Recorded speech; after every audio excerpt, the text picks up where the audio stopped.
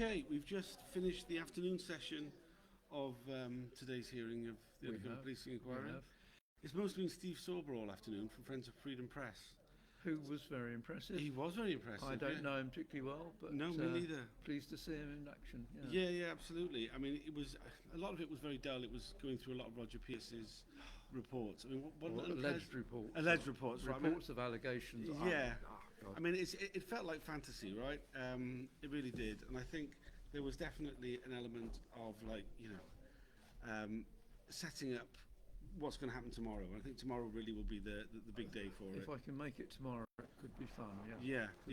But we started off this morning with the presentation of evidence. Evidence of a summary of your evidence. Well, a summary of one little bit of my evidence. Yeah. My questions related to, firstly, my questions only relate to a very small proportion of my political activity, which has been affected by the political police. Most of it was ignored. Yeah. Only covers one phase of it, and I've suffered a lot more during other phases than during this phase. And even within the phase I have been asked questions about, then this morning's concentrated on only a minority of that, because most of my evidence relates to stuff later on, that's coming up later on this year. So it was a summary of a small proportion of only a tiny bit of my political suffering from political police, which is very frustrating to me. However, at least what I have been allowed to put into evidence is now all up online, even though not much of it was referred to today. Sure, yeah. It's amazing the minutiae of kind of these caveats that we all learn to start to use when we kind of get into this world of public inquiries.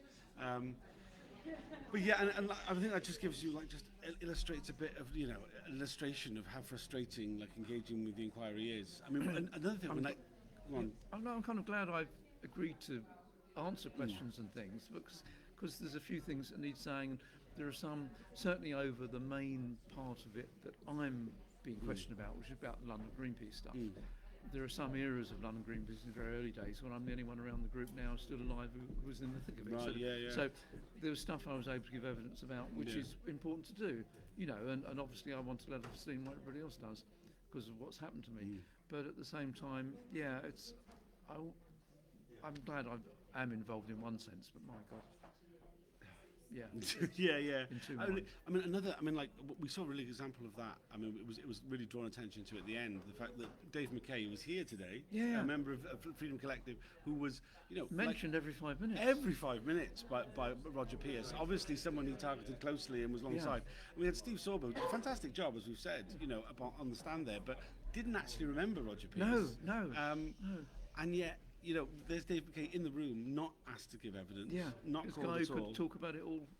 Which I mean is frustrating. And you really kind of question why they've done it like that. I mean, I couldn't tell you. Clearly they've been trying to cut corners because they spent about 6 years doing the first 10% of the inquiry. Now Home Office is saying you've got a couple of years to finish it and do a report and everything. I can see they're in a panic just from the way they dealt with us. We've been waiting. When I got the request to answer 14 pages of questions for my statement, at that stage I hadn't seen half the disclosures that are relevant to it, and I still haven't seen all of them yet now. It's ridiculous. And yet my statement went in months ago. It's a farce. They really are in a. I think they're in a mess. Yeah, I think they're in a mess. But I think some of it feels like they've done it on purpose. Like this morning, we heard from Dave Morris, where he was saying that he got sight of Roger Pierce's statement very recently, but it had been submitted 2 years ago. Yeah. It's just been sat on a desk somewhere in the inquiry. Which seems a ridiculous situation for us to be in. I understand people following the inquiry found it difficult this afternoon because it wasn't broadcast on YouTube at all. I think the thing that the restrictions order was about didn't end up really coming up. So it's just kind of like there's obviously somebody who gets named briefly in this afternoon stuff who didn't apply for redaction ages ago, and at the last minute has applied for one, has got seemingly good enough grounds for the redaction to be announced, but it's too late to go through crossing their name out of hundreds of pages of documents, so it has to be done like this. Which is ridiculous. I think it does mean that the inquiry will probably release the video of this afternoon's hearings fairly quickly, because there's not that much of them to edit out. Whether they do or not is another matter, but I think they could do. quite simply. Tomorrow, again, it's the same restriction orders are in place. We won't be having the live feeds of the... And why is it tomorrow? Same reason. Same reason. I mean, I would imagine there will probably be a bit more detail about that person. I don't know. Yeah, well, could be, yeah. Could be But, I mean, if it's anything like today, I think, again, it would mean the video should come out soon afterwards. It doesn't seem to be a problem with me live tweeting what's happening, so, I mean, you do get the opportunity to follow me on Twitter about it, but that's kind of about it, really, when it comes to live coverage.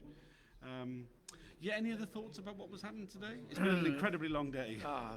Apart from that, I need to go and get my caffeine level up. I think I'm going to go for alcohol, personally. I did find the whole process, I mean, I was pleased that Dave... not the only thing that Dave's going to do, but Dave's been a comrade for donkey's years, and we've been in many different things, also some of the same struggles together. And I was pleased to see him in action today.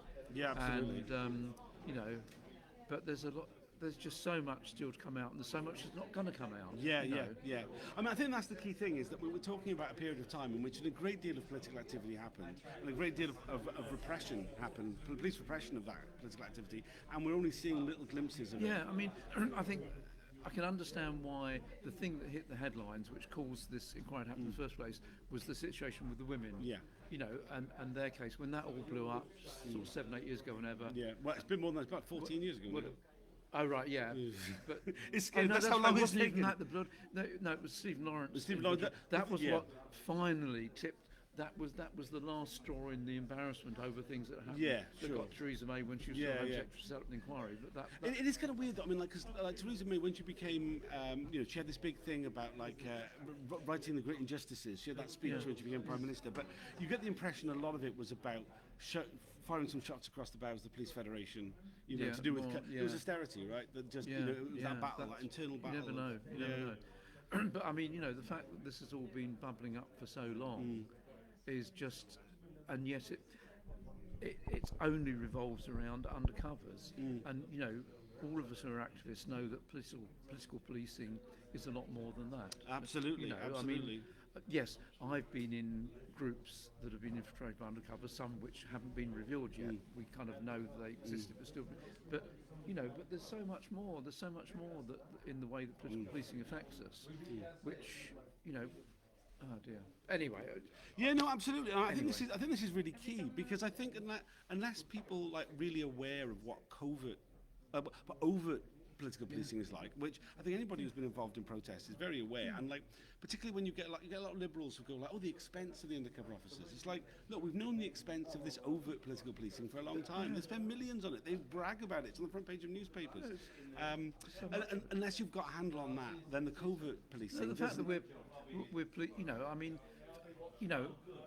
the one time I woke up at 7 in the morning with the police at the end of my bed clutching a crowbar, the kind of dawn raid by the special branch. Right. That was for completely open. It was actually for militantly pacifist activity, anti-violent activity. Sure. That completely open, and they come for you for that. Well, for fuck's sake. Yeah. Yeah. I mean, it's hardly any surprise that there was covert officers in that, in the reality that we all know. And when but there's so much of it, and if you're critical enough of the status quo, in whatever way you're critical of it, then you're under threat. Absolutely. Thanks for joining me for this. No, you're welcome. You're welcome. We are actually sat opposite Dave Morris, who is stood having a chat right in front of us. I don't know whether do you fancy joining us, Dave, for 2 seconds? He's knackered. He's been on screen all day anyway. But you're allowed to extract. Come say hello. Hi folks, I hope I did okay, Yeah. And passed the audition absolutely. as John Lennon said. I mean, it was actually a really nice moment when you finished, when everybody clapped, and then you came and joined us, and Dave Smith gave you a big hug. All right, good. We'll be back again in the morning. It's Roger Pierce all day tomorrow. I'll try and spell his name correctly tomorrow. I've been spelling it wrong all day, but it's all live. So what do you expect? Back at 10 a.m. we'll be live tweeting. We'll be hopefully doing a bit more of the videos and the breaks. It's been a bit, just getting back used to it today. Thanks for following. See you tomorrow.